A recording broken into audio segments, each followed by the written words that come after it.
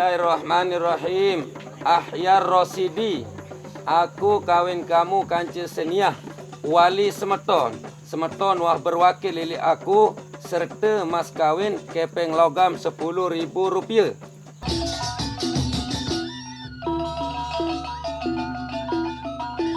Seniah ini menyediakan 3 di rumahnya ya.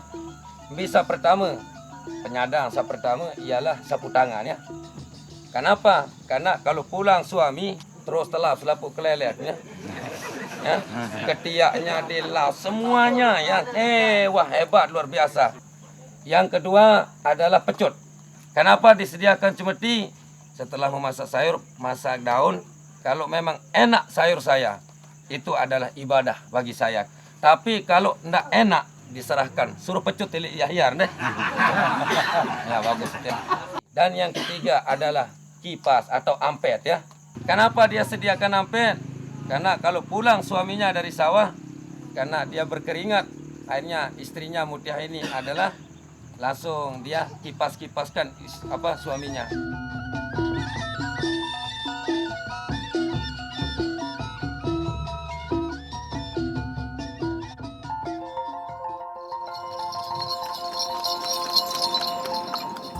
Menikah dan bersuami masih merupakan cita-cita tertinggi bagi sebagian besar perempuan di pedesaan Indonesia.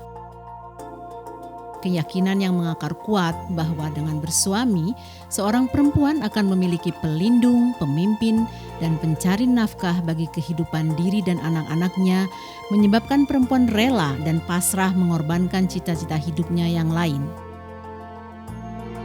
Sebaliknya, bagi laki-laki, perkawinan merupakan manifestasi kemampuannya untuk menjadi pemimpin dalam rumah tangga dan masyarakatnya. Penegasan perbedaan status, peran dan tanggung jawab suami dan istri dalam perkawinan di Indonesia biasanya dilakukan secara resmi dan terbuka dalam upacara pernikahan oleh pemimpin agama Islam.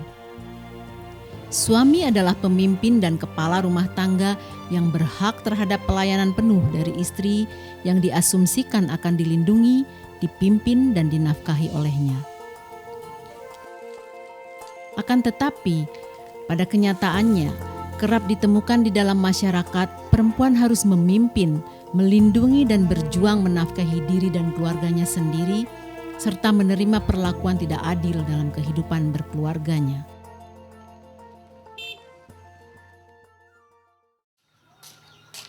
Siti Nurhalimah merupakan salah seorang perempuan yang terlahir dan besar dalam tradisi Islam masyarakat Lombok. Siti menikah pertama kali pada usia 19 tahun melalui proses adat merarik yang merupakan tradisi di sukunya. Dalam tradisi ini, calon istri dilarikan oleh calon suami ke rumah keluarga suami dan keluarga perempuan harus menikahkan mereka atau jika tidak akan dikenai denda dan sanksi sosial dari masyarakatnya.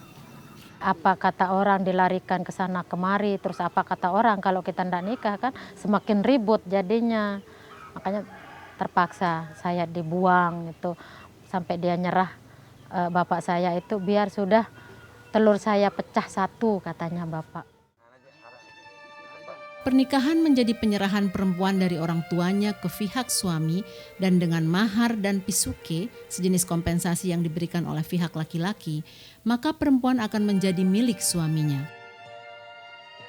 Di dalam perkawinan saya juga membantu dia untuk mencari nafkah. Saya jualan terus setiap hari saya pergi ke pasar tapi tidak dikasih dandan, apalagi kita pakai bedak, sisiran pun tidak dikasih karena dia cemburu.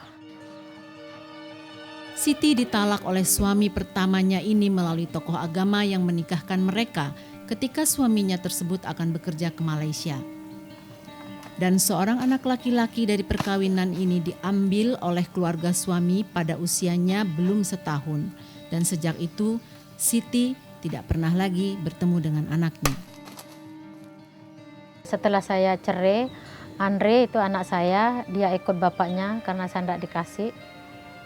Akhirnya diambil di sana, akhirnya saya pulang sendiri ke rumah orang tua tanpa membawa, tidak dikasih apapun kan. Kecuali baju yang saya bawa waktu saya kawin itu aja yang saya bawa. 2 tahun menjanda, Siti menikah untuk yang kedua kalinya. Pernikahan mereka bertahan hanya 3 tahun tanpa dikaruniai seorang anak pun.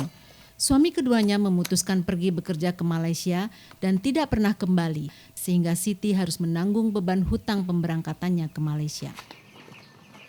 Utang-utang itu kan belum saya ganti juga kan, minta sama kakak saya ngutang 250, tapi ndak pernah saya bayar karena dia ndak pernah ngirim gitu. Akhirnya lama-kelamaan ndak mau saya kirimkan uang, hilang begitu saja sampai 2 tahun.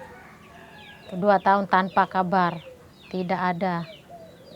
Apalagi uang yang ada, surat pun tidak ada. Makanya saya gugat cerai lewat pengadilan waktu itu. 3 tahun bercerai dari suami kedua, Siti terpaksa menerima pinangan menjadi istri kedua dari seorang laki-laki parubaya. Suami ketiga menelantarkan dirinya yang sedang hamil tua dan kedua orang tuanya di Arab Saudi ketika mereka pergi berumroh. Pas saya hamil 9 bulan, saya melahirkan di sana. Saya melahirkan di kamar kecil di WC. Saya melahirkan tanpa bantuan dokter, tanpa obat-obatan, tidak ada Bunda. Cuman ibu sama bapak yang ada di sana. Penderitaan selama di Arab Saudi membuat Siti sangat terluka dan marah pada suami ketiganya ini. Makanya itu yang saya jengkelkan sama laki-laki, Ibu. Saya tidak.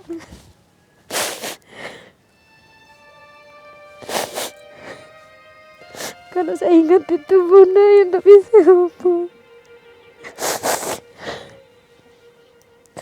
Karena selalu sakit saya di sana.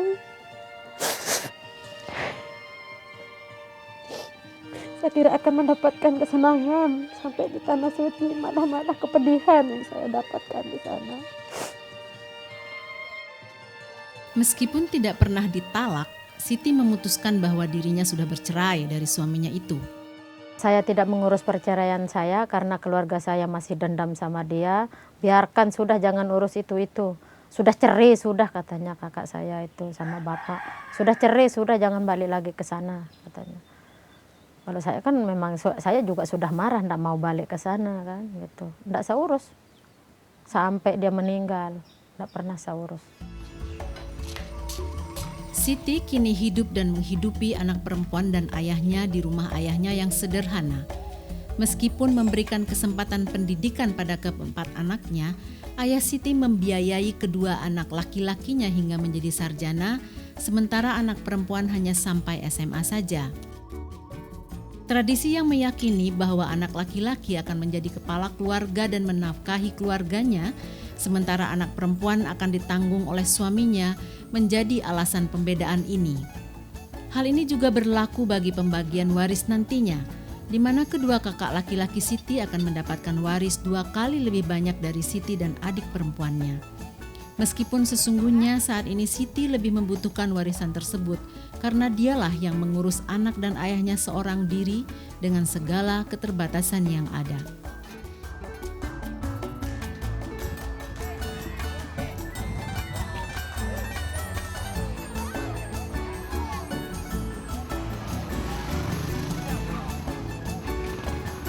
Siti menaruh harapan hidup dan masa depan pada anak perempuannya yang pada tahun 2011 ini telah berusia 12 tahun. Siti ingin anaknya bersekolah setinggi mungkin. Kalau harapan saya, anak saya Pia, mudah-mudahan dia bisa melanjutkan sekolahnya sampai ke perguruan tinggi atau sampai dapat dia bekerja. Soalnya kan saya tidak punya masa depan lagi selain dari anak. Ekonomi saya juga memang tidak ada gitu. Kalau tidak saya kerja mungkin tidak dapat saya makan. Keinginan saya itu seandainya Pia akan kawin besok, saya tidak rela keluarganya dia jadi walinya. Biar sudah kakak saya yang menjadi walinya.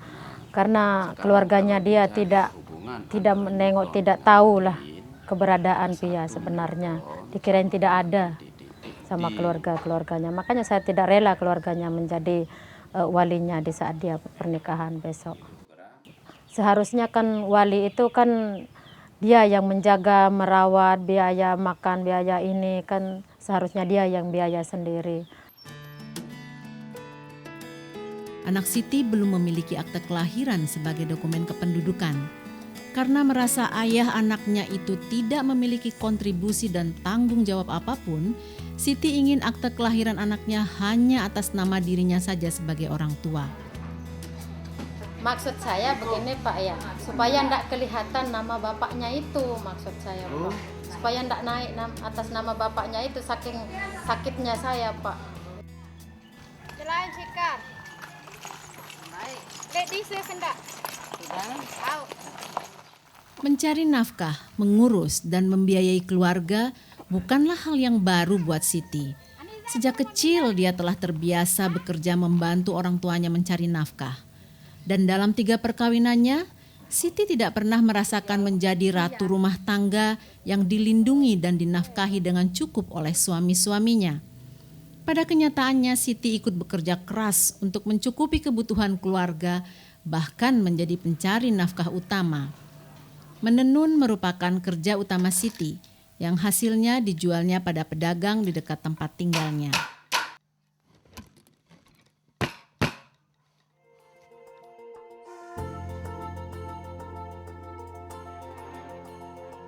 Puluhan ribu perempuan di wilayah ini bernasib hampir serupa Siti. Mereka memperjuangkan kehidupannya menjadi perempuan kepala keluarga karena ditinggal dalam kemiskinan oleh suami-suami mereka.